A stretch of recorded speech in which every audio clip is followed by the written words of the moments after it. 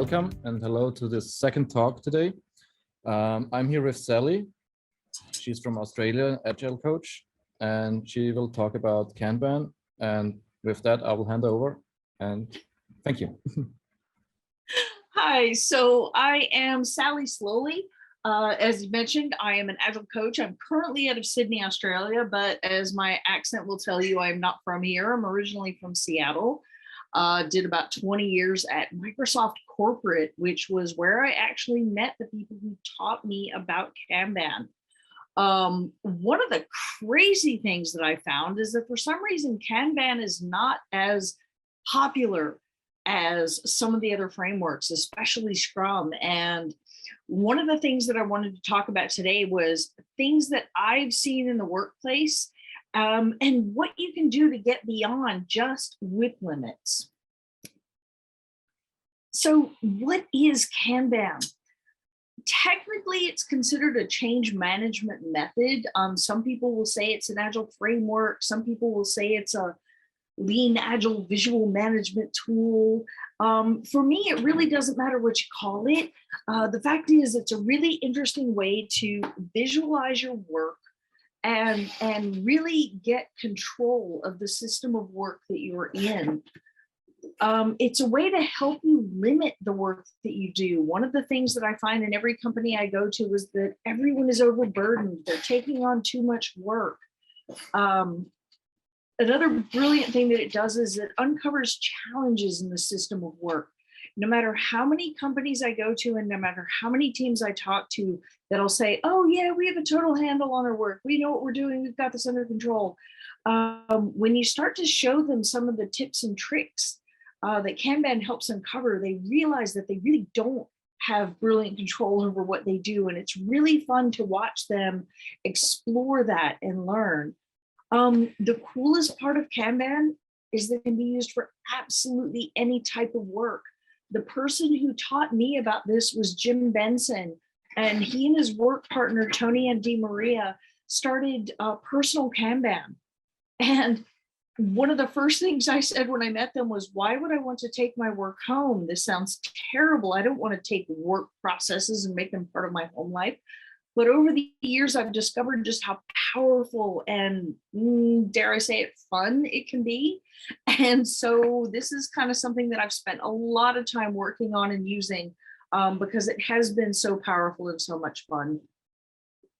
The reason that I care so much is that, as I said, when I first started learning about this, I thought it was the craziest thing I'd ever heard of. And I didn't think that mere mortals on the ground, individual contributors in a work environment, can actually have the power to push back and to say when we'd hit our limits and to talk about the things that we needed to be the best at our jobs, because so many of the jobs that I had didn't let me talk about the things that were wrong or challenging or the things that I saw that could be changed to make things better. And so one of the reasons that I love this so much is I've seen it break down barriers. I've seen it bridge the gap between you being just an individual contributor and talking to somebody with power, talking to somebody who typically comes into a room and makes those big decisions and says, you will now do what I say. It's one of those things that really creates conversations. It provides a visual way to get people talking about their work rather than just doing it. And one of the coolest things about it is that you build your system of work to reflect the reality that you're in. So many times in my early days in Waterfall, we hid what we were doing. We didn't want to show what was happening because things were going wrong. But with a system like Kanban, it shows the reality of what's happening. And you can't really hide from it. And that's both a blessing and a curse. The two most important things about Kanban systems are that you limit your WIP and that you visualize your work. But I like to take a bit of a step back when I'm starting with a Kanban system. And I like to do something called value stream mapping. And it doesn't matter if you're a brand new team getting started and don't understand your work. This is a beautiful way to come together and start to figure out what's happening in your system. If you're a long-standing team and you kind of know what your work looks like, but you don't really understand it, this is a fantastic way to build alignment and strategize around the work system that you have. And so all a value stream mapping session will do for you, if you look on the left-hand side, you'll see 4 different colors of sticky notes and kind of a pretend board that I've created to show you how this might look. And what it does is it takes you through your work steps from start to finish. Your work may be as simple as to do, doing, done. You may just have a backlog. You may just do some work. You may get it to done. That's great. But if your work is a bit more complex, you may have different work steps. You may have to build scripts for a podcast that you're going to do. You may have to build strategies for how work steps in an app are going to be, whatever it is. And so you take your teams through the work steps, which are shown here in yellow, and you talk about what does the reality of your work look like? Who starts it? How does it go through the process? Where does it end? Then you talk about things like deviations. Sometimes teams will have work, and this is in IT work, this is a pretty rare one, but in a lot of other things like HR and marketing and other types of systems, the blue stickies come in. The deviations where sometimes you might do the work yourself within your team. Sometimes you might hand that work off to someone else to do it for you. Another really great example is if you're doing videos for your work, if you're going to be creating training, some of your people may need a script in order to do that work, in order to deliver that. And some people like me are going to be a little more inclined to just wing it. And so you have differentiations in the way the work goes. The next thing you want to get through is a bunch of the pain points. Where does it hurt? Where does work stall? Where does work stop? Talk about all of those things. And then you can talk about the green stickies, which are potential changes. One of the things you'll see at the bottom here is I have a section for team backlog and escalate. And what that really means is if there's a challenge to the way you work, say you have to give work to a legal team, and they have to sign off on anything that you do because of legal ramifications or governance issues or things like that. That's going to stop and slow down your work. But it kind of depends on who could potentially fix that. Do you want to bring someone from that team into yours and talk about those things? Is it just something you have to deal with? And so you really want to stop and think about how all of your work is playing out. Another one of the biggest things you want to do with a Kanban system is you want to make sure that your policies are explicit. A lot of times I'll walk into teams and they'll say, oh, well, we're overloaded.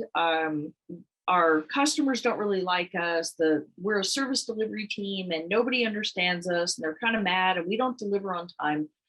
And a lot of that can be solved by having conversations. Some people will call them working agreements. Some people will call them SLAs. In Kanban University, they talk about explicit policies. And it's about finding ways to make sure that anybody who's handing off work that you have to do or that you're doing work for that you're going to hand off to them understands what that process looks like. Talk about how much lead time you need, how much information you need. A lot of times people will hand off work, just kind of throw it over the wall. Hey, I need this thing done. And the team goes, but I don't understand what this is. I don't understand what this means. I'm not sure what's going on. So you want to make sure that everybody that you work with understands your process and that you understand theirs and that you're working together. You want to talk about routines for having updates.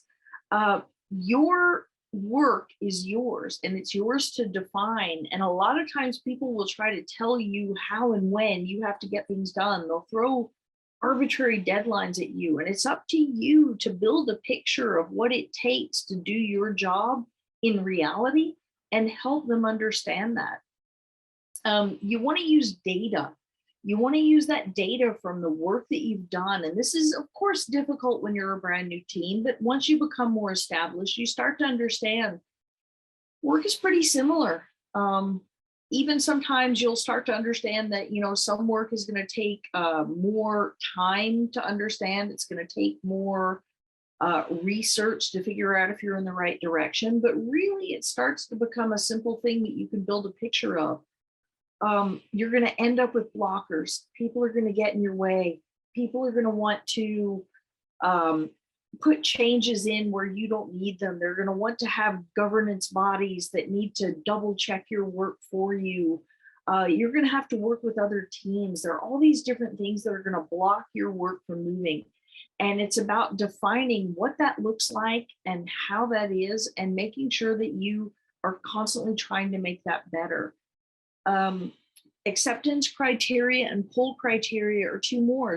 You want to make sure that you understand that if a piece of work gets thrown to you, you understand what it means and what it's going to take to get that done for your team. And with the pull criteria, you want to make sure that you're ready to pull that. You want to have a deep understanding of, just because someone's told you to do a piece of work, are you really ready to take that on, and do you have the skills to do it? All of this is about visualizing your work. Your work in your team, in your group, in your org is going to be different to anybody else's. A lot of times consultants will tell you that everything has to be the same. Your boards have to look the same. Your Kanban boards, your Scrum boards, whatever it is, they all have to be the same, and all the data has to be the same. But the challenge is, you're all different people with all different skill sets, and you have different type of work. And so some of the things you want to think about are, again, those policies. You want to think about the risks. You want to think about, you know, what happens if things go wrong and there are deadlines. You want to think about those deadlines and talk about whether they're real or imagined. Many times when I go into a workplace, I'll find people that have deadlines on a lot of work. And when you really stop and ask them, are these deadlines real? They'll say, well, no, but we feel like if we put a deadline on the work, it'll make people get to it faster. But the way our brains work, it actually signals to us that we're not doing our jobs well enough, that we're behind, that something can be wrong. And so deadlines should only be set if they're actually necessary. You want to take a look at how, again, the work flows through your system. It's not going to be the same for you as everyone else, because you're going to have different people on your teams and in your org with different skill sets. You're going to have different stakeholders and different customers. And one of the things that gets left out in Kanban so often is, what do your stakeholders want to see? Your visualized board is a brilliant place for you and your managers to look at what's going on, but there are other people involved as well. There are other people in the company whose work depends on yours. There are customers whose work depends on yours. And you want to make sure that the things you're showing are the things that matter to the people who are going to see it. One of the other things that gets overlooked a lot is discarded work. In Agile, we talk a lot about the work not done, maximizing that. And it's because so often in a company, we throw ideas out there and we put them in our backlogs, and we think that these are important things, but we don't have the time to really look at them.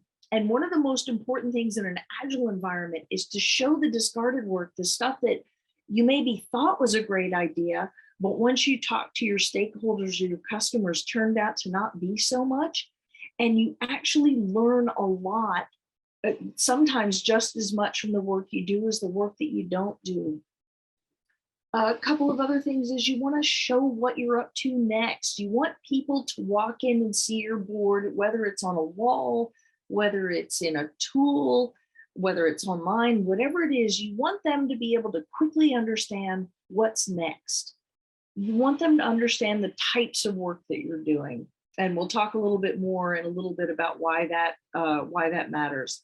You could potentially show the different releases that are happening. Just because you finished a piece of work doesn't mean you're going to release it to a customer. Sometimes you're going to want a piece of work to be held back for a special purpose or a special time of year. Sometimes you're going to want to release it immediately because it's a blocker or it's something that's causing a problem. You want to show what's happening. Another fantastic one is to show your blocked items. Part of Kanban is that it's an evolutionary way to deal with your work. Whatever your board looks like today in no way means that's what it's going to look like tomorrow. And so you want to be able to show those blockers and show that you're thinking about them and potentially fixing them, and sometimes potentially not fixing them, and simply understanding that blocked work is a part of what you have to do. Probably the biggest thing I'll say about visualizing your work is that a lot of times you'll do too much. You want to show everything. And the point isn't to show everything. The point is to show what's needed. And so talk to your customers, your stakeholders, anybody who is going to get information out of your board, and see what they need and see if that's an important thing and determine whether that's something you want to, well, sometimes mostly add, but sometimes subtract from your board. So why does anybody care about visualizing this work? Part of it is that it provides transparency. I'll go through a couple of these and then I'll tell you a quick story. It can communicate status, it reduces disruptions, it moves the focus from the workers to the work. I was at a company at one point where I was working for their law department. Now, as you can imagine, a law department for a really big worldwide company was made up of a lot of people with really important work to do, really strict work to do, and there were a lot of egos in the room. And one of the things that I was tasked with was building websites to help them clearly communicate everything that they had to do, so that they could avoid disruption to them doing their super important work while allowing everybody in the company to understand where they could get the information they needed.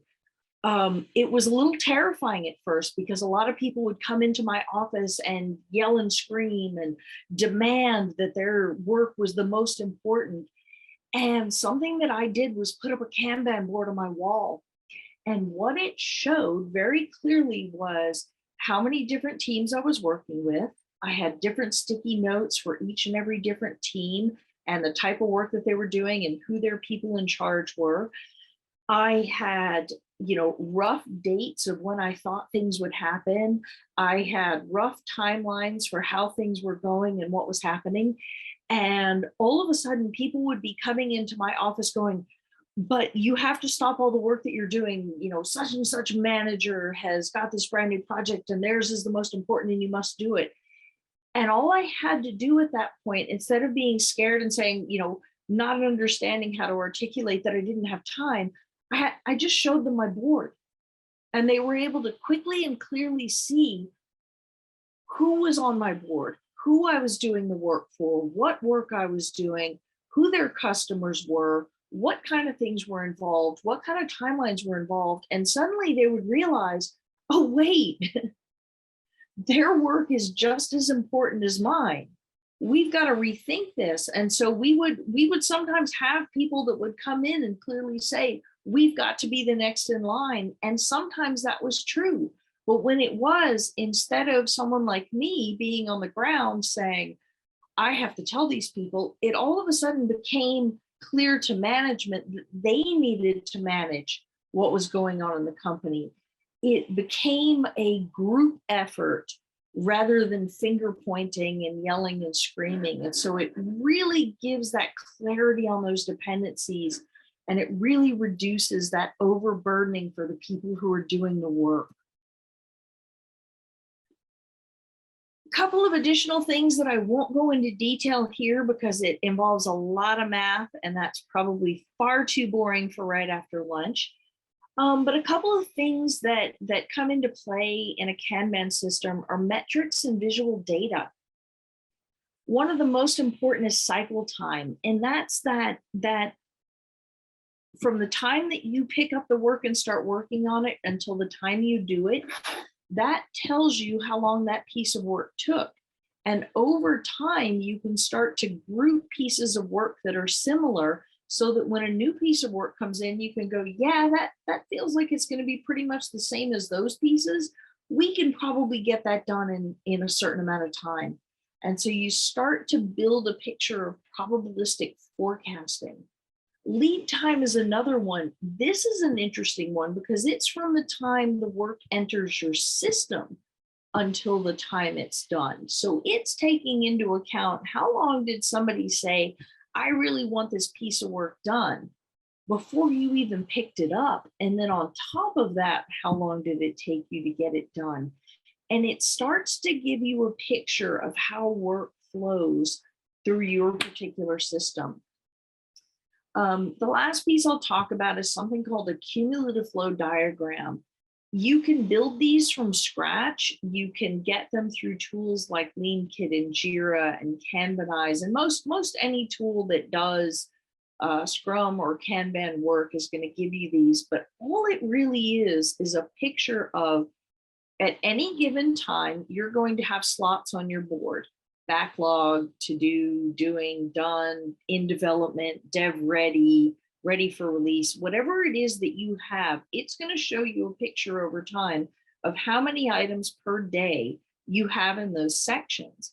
And what that's going to show you is whether those are stable and move at a constant rate, or they're going to start to show you places where, say, you're taking on, multiple pieces of work every single day, and that's getting bigger and bigger and bigger, but the work that you're delivering is getting smaller and smaller.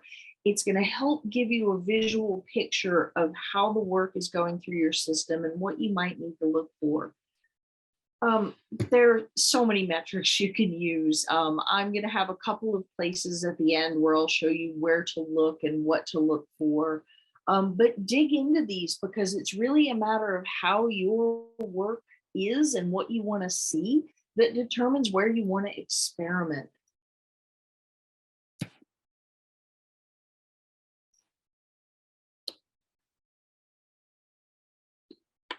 One of the things that, if you noticed in my title, it said beyond WIP limits. And one of the things that I found funny as I started digging into the content of this is that most people I see kind of get the whole limit your WIP, limit your work in process, don't do too much at once, because we understand that context switching is harmful.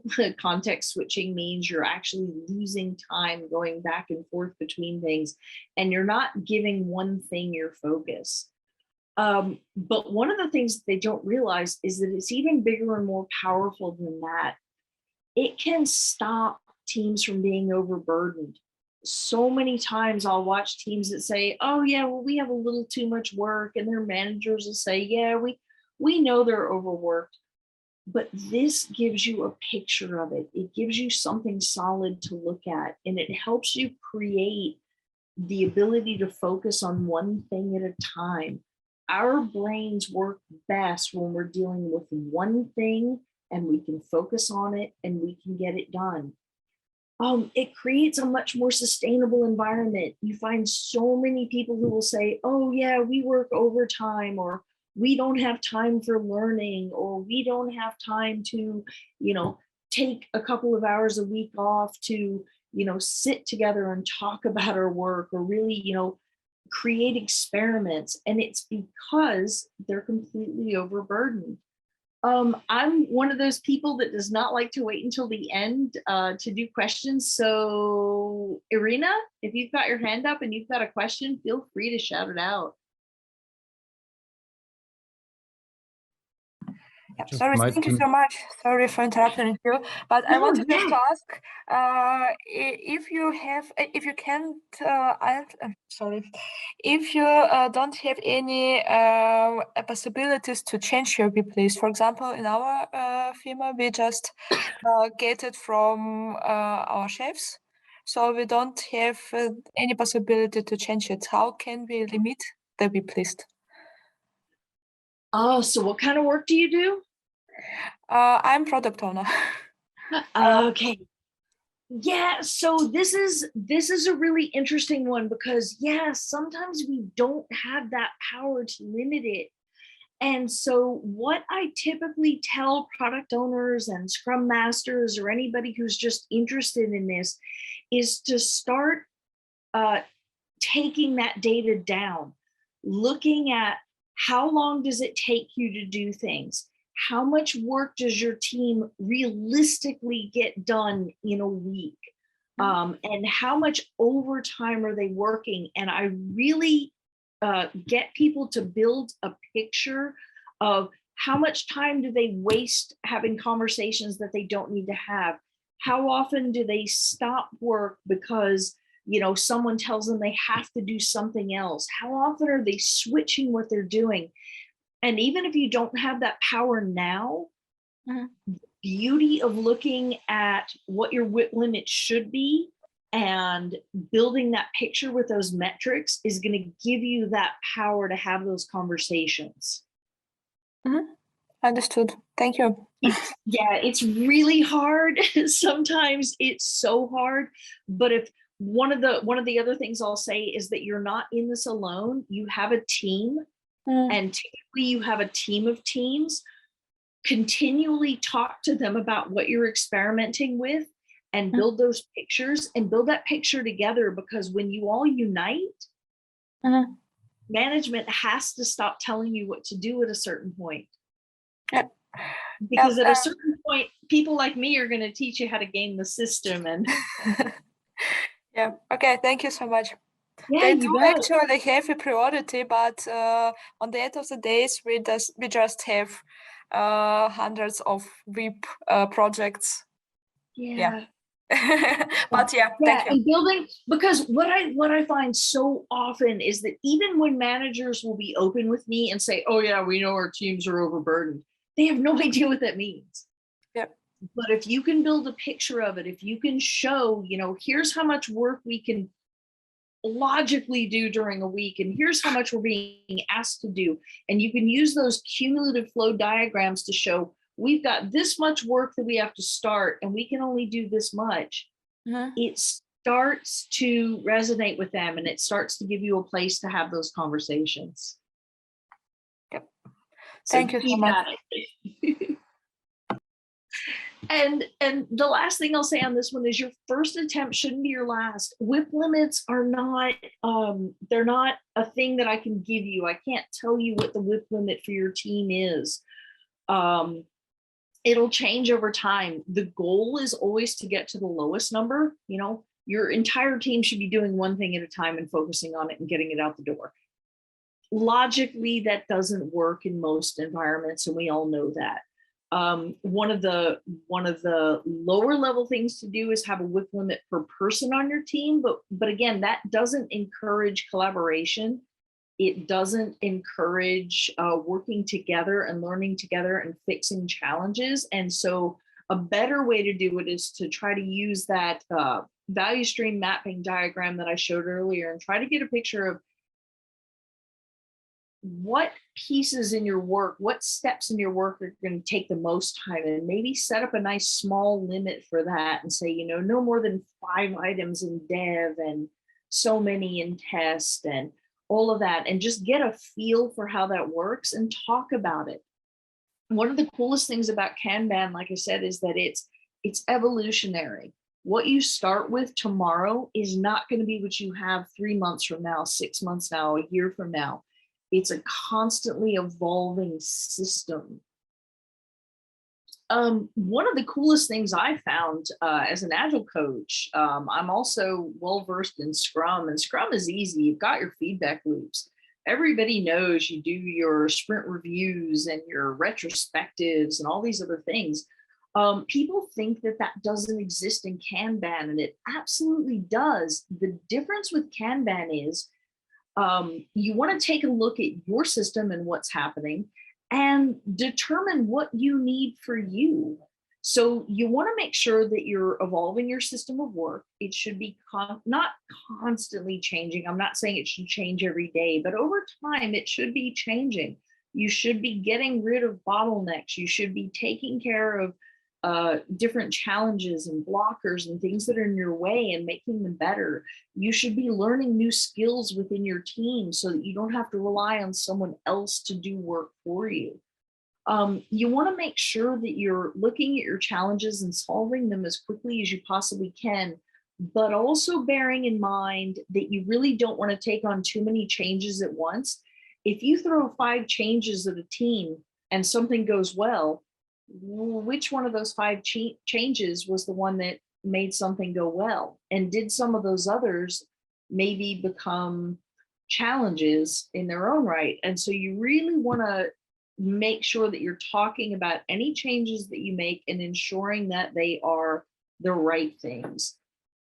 You want to take a look at those metrics and let them drive what's happening. If you're seeing a really big problem somewhere, take a step back, try to talk as a team about what you may want to do incrementally to change that, and then spend a couple of weeks seeing if whatever you implement is working the way you expected or if it's not. Feedback loops also make sure that you're aligned. Another huge thing that I see in pretty much every company I've ever worked with, whether it's a tiny little startup or a huge corporation, is alignment. There's this beautiful vision at the top of the company, but it gets diluted. And by the time it gets down to the teams can feel like they have absolutely no idea why they're doing the work they're doing. They're separated from the customers, they're separated from the vision, they're separated from the company, and they feel like they're just going through the motions. One of the most important things that you can do is make sure that you're working towards those customer and company goals. If you don't understand how you're aligned to meeting those customer goals, ask. Make sure that you know and try to drive your business to get there, because that's one of those things that when it's broken, it really doesn't help at all. You really just end up with a whole bunch of people doing things and not working as a group. One of the things that I'll say about feedback loops, a lot of things, like if you're familiar with Scrum, they have their set cadences, they have their set meetings and their sets, how often should you have this? How often should you meet for this? With Kanban, it's a little more open, but what they're really asking is, do you need a meeting?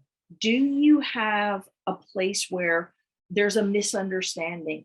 Are you aligned with your management? Are you aligned with your customers? Are you aligned with the bigger group? And if not, think about how potentially having a meeting or a catch up or an email, whatever it is, something that can get your information to the people who need it and open up that conversation. So don't do too much at once. A lot of people do scaled frameworks, and things like SAFe come in and they throw 20 different meetings at you. Think about the meetings that you have, and if they're relevant, keep them. And if they're not, question whether you need them at all. One of the other things that I find that gets left out, and it's so prevalent when people take that we have to deliver faster, we have to deliver faster, we have to deliver faster mode. We want Agile because we're going to deliver faster. What you end up creating often is failure demand. You're pushing code out, and you're pushing hardware out, and you're pushing things out into the world. Even, marketing campaigns, HR pushes job descriptions out before they're ready to go. But what you do is you create something called failure demand, and some people call it tech debt, some people call it other things, depends on your type of work. But what it means is you put the wrong thing out. And whether it's because you didn't have time to put the right thing out, whether it's because you didn't really understand the customer needs, whether it's the customers asked for a certain thing, but it was totally dissatisfying once they found out what it meant, or that work shouldn't have been taken on. How often have you gotten in a place where you're going through and you're delivering work and everything's happy, and some bigwig comes in and says, you've got to do this now, I want this is the new project. Only it doesn't bring any value to the customers. And so really stopping and taking a look at, are we building quality? Are we building the right thing? Are we making sure that everything we do is to our standards and to our customer standards? And then you don't have to worry about things like tech debt and failure demand. There will always be weird things that you miss, and don't worry about those. But again, with those feedback loops and those cadences, when it does happen, stop what you're doing for a few minutes and take a look and explore it, and try to make sure that you're not doing those same mistakes over and over again. And so what's kind of the point of all of this? And I guess the point is that for someone like me, I love Kanban systems so much because I find that they drive home working together. And I don't mean just at the team level. I mean with every single person that comes in contact with the work that you do. And it builds a bit of consistency. It helps you create a system of work that's repeatable and sustainable and humane. It creates additional confidence. It shows you where things are lacking within your teams or within your org. And you can stop and say, hey, we're missing this vital skill set. How do we bring this to us to make sure that we're better in the long run? It's about constantly striving to be better. One of the coolest things for me was always that confidence. I talked about how, people came at me with big egos and yelling and telling me I had to change the way that I did. But my board and my understanding of my workflow and my abilities gave me the confidence to push back and say, I'm not working 80 hours a week. I'm not working overtime and nights and weekends to get stuff done because someone else didn't plan for it. Here's the reality of what we can give you. How much value can we give you within this? One of the other cool things when you start digging into the metrics of Kanban is predictability. We can't predict everything. We can't. It's all kind of iffy, especially in knowledge work. We don't know what we don't know. But what Kanban metrics give us is a bit of predictability around what's happened in the past. And the more we can use those numbers to look at the future, it gives us a better understanding. So instead of saying, yes, this is going to be done by this date, we can go, well, this piece of work feels pretty similar to the stuff that we've been doing. Within an 85 to 95% range, we can predict that this is going to take a certain amount of time. And so it gives us a bit more clarity. It gives us that thing that our managers want with when will it be done, even though in knowledge work, that's not something we can really guarantee. Having that board that has all of that transparency that shows what work is going on, what work is upcoming, what those explicit policies are, how we work, when we work, why we work. It builds a set of transparency that allows us to show everyone what we do, and it keeps them from asking us questions. It keeps people coming. It keeps people from coming to us and asking for things that we don't have time to answer because it's all right there on our boards. And it really, really endorses collaboration. Anybody in the company can come by and see your board or look at your board in, Jira or LeanKit or whatever you're using and be able to go, wow, wouldn't it be cool if I could see this bit of information? Or wow, it looks like that's taking a really long time to get through, this section of work. What would it take to make that faster? And so the more that people can see your work, the more that people can help you. Yeah, I guess I'll go here. The last part for me is a bit of a couple of slides about additional information. I'm a part of the Kanban University crowd. I'm a part of Modus Institute. I don't know if you know anything about either one, but Modus Institute was formed by Jim Benson, who was the co-creator of Lean Coffee. You may have done Lean Coffee sessions in the past. He was also the creator of Personal Kanban. He used to be colleagues with David Anderson, who is the founder of Kanban University. And at a certain point, the two of them took a bit of a different tact. Kanban University really deals with enterprise Kanban, huge company Kanban.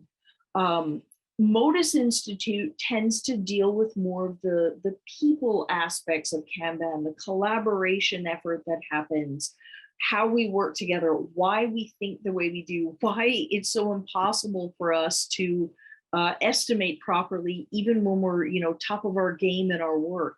And to me, the synergy of these two companies and these two different aspects have led me to have some serious successes in companies, teaching people to really love their system of work, so that on a Monday morning, you wake up going, yeah, I want to go to work because I know I'm going to be super successful this week, and really just loving that. And so I've given you both of the links to their sites. And then the last thing I wanted to share was a couple of my favorite books. The Kanban Maturity Model by David Anderson and Kanban U. One of the reasons I like this, even though if you follow me online, you'll find that I really don't like maturity models for anything in the Agile space. It's because all it is a giant list of stuff that he and his people have seen in companies over the years that show the different levels that you can get to the more you collaborate and the more you talk and the more you work together. And it's not a tick box exercise where you have to do everything, but it's a giant model of stuff that you can say, okay, I want to evaluate where my team or my company or my group is at right now. And then it gives you a whole list of stuff that you can do to get better. And instead of saying, well, I have to do this or I have to do that, it says, what sounds palatable? What makes sense to you? What could you potentially try next to get better? Next up is the Collaboration Equation. This is a brand new book by Jim and Tony Ann. Again, the personal Kanban, lean coffee. Pardon me. This is all about how we work together. At the end of the day, 90% of our work problems are people problems. And this is all about how to get past those, no matter what level of a company you are, no matter what your job role or your job title is, we're all in this together. And this is one of those books that's going to show you how to get there. And then The Bottleneck Rules by Clark Ching. This is an oldie but a goodie. I don't know if you've ever played whack-a-mole, but it's a game where you have a bunch of little things that pop up and you have a little mallet and you try to bang them on their little heads and you squash them all. But every single time you beat one down, one pops up. And it's the same with bottlenecks. No matter how many challenges you fix in your Kanban system, something else is going to pop up and get in your way. But the beauty part is if you take them one at a time and you take them slow and you work it out together, you're always going to find a new solution to just continue to get better. And that is me. Thank you very much, Sally. I just took a look at the watch. We would have left for some questions. I'm just asking the audience if any questions from here. Okay, on site, everything is good to go. Is there any question from the remote people?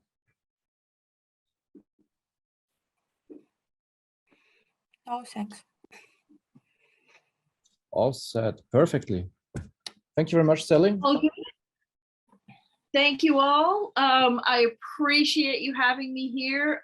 Enjoy the rest of the conference, and hopefully if you reach out, I'll see some of you online soon on LinkedIn and Twitter. All my info is on that top slide. We will do. Thank you. One.